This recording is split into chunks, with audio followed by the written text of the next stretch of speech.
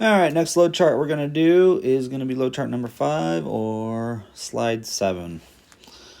Again, we're going to identify what the question is asking.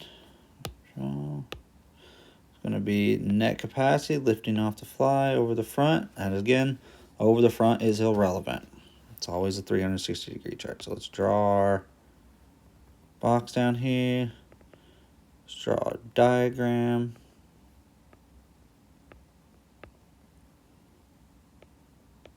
One pull, 12,920. Our gross capacity equation.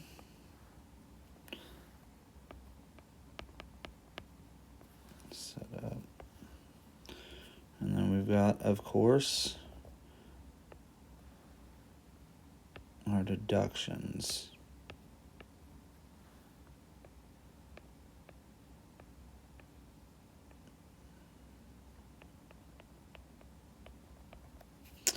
All right, first piece of information. Oh, I don't know why I do that.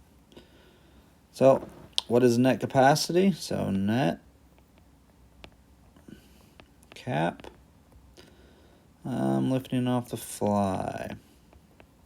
Over here, we're going to add a little line so that we can determine what fly we're using when we get there.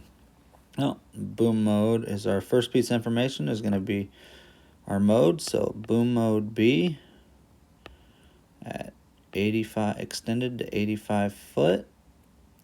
There's no main boom angle in A. And our 94 foot of main boom. 94 foot. So we're going to check all these things off that we've just done so we don't go back and do them again. Other, we don't have to worry about that. Aux rope, just telling us the weight of our rope. Extension. So we're picking from our extension, fly over the front, or just picking from our fly. We have our extension. So down here, EXT, 34 foot. That's going to be a big fat 0. No deduction for it because we're picking from it. Angle, ANGLE, is 15-degree offset. Another big fat 0. So over here, we're going to write 34 foot, 15-degree offset. Sorry, my handwriting's a little crappy. Actually, my handwriting's terrible, but I gotta try and fit it all in. So, next thing we're looking for. So we're finished with this column here. That column's done. Let's move over to the next column. Work our way down. You always start with one side and work your way down, and then you switch over to the next side. So when you get done here, you come over here and work your way down. So we're going to start 34 offset. That's already done. Block's done. We have a ball. Our ball is the 8.5 ton, and I believe it weighs 300. So we're going to come over here in our load chart, scroll down to our deductions page, because our deductions page is the first thing that we're going to pull from, and we're going to look at our 8.5 ton ball, which weighs 360 pounds. 360 pounds. Check, check, check, and check. And then now we have rigging. Our rigging weighs 325 pounds. Now we're not going to have an aux line because, again, we're making a pick from a single part of line, and we need that part of line. So if we don't need it, then it might be a deduction. But anytime you're picking from the jib, it's always going to be a single part of line, and there's never going to be a deduction for it anytime. Now, main line, that's also going to be 0 because why? We don't have a main line, so there's not going to be no main line deduction. So it could be 0 or in A. Perfect.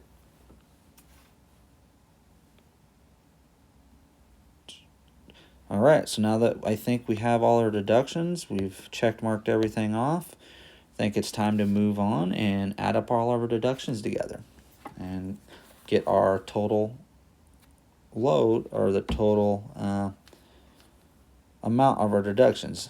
And the reason, so there would be, if we had mainline on here, there'd be one more step that we would do.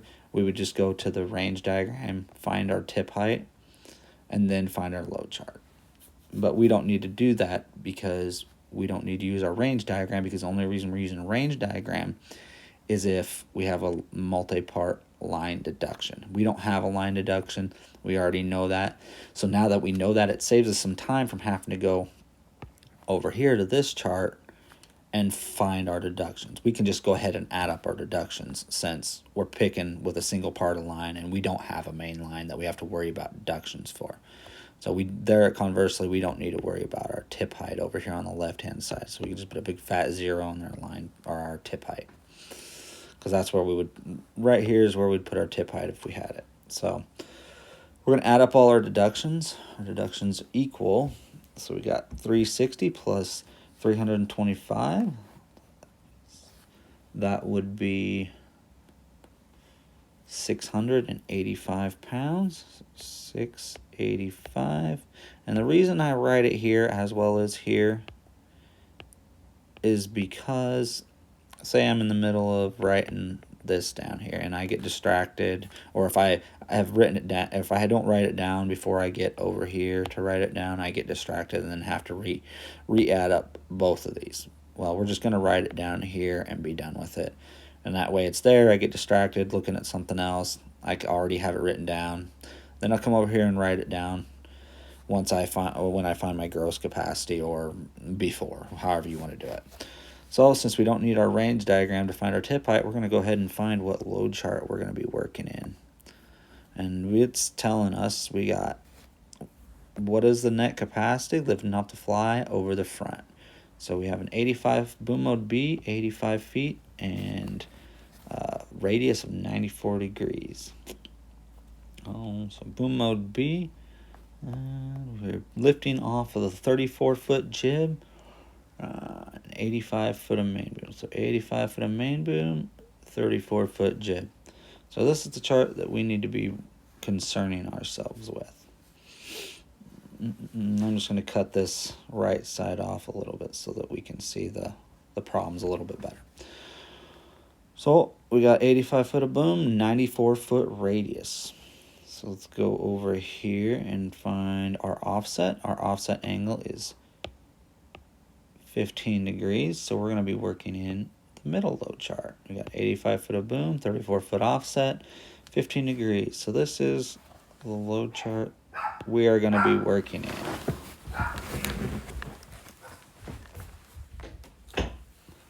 Load chart we are going to be working in.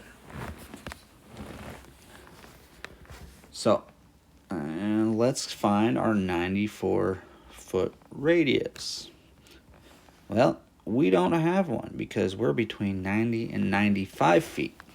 So in the load chart, you always, when between radiuses, you always, or boom or radiuses, you always go to the lowest capacity or farthest radius. For the link belt charts or for these TLL charts, it's always going to be farther away. So we're between 90 and 95, so that puts us between 6,100 pounds and 5,400 pounds. We're going to go with the lower of the two, and we're going to pick 5,400 pounds. So got a little bit darker here, a little bit fatter. 5,400 pounds. So that's what we're going to write over here. 5,400 pounds. Perfect. Now since we're looking for the net capacity, all we got to do is subtract 685 pounds, which is our hanging dead weight, from 5,400 pounds.